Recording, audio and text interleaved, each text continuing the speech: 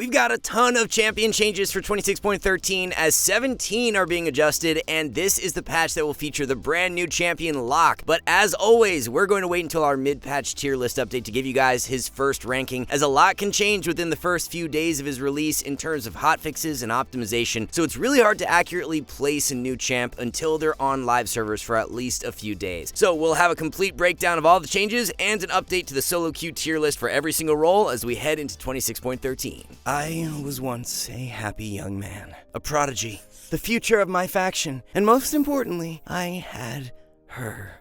But deep down, I had a secret. I was hard-stuck gold. For 3 years, I told no one. I lied to her about my rank. I lied to myself about where I'd been. I lied to myself about what I was becoming. Somewhere in the back of my mind, I began to wonder, was I the problem? I wasn't. I had simply never been taught.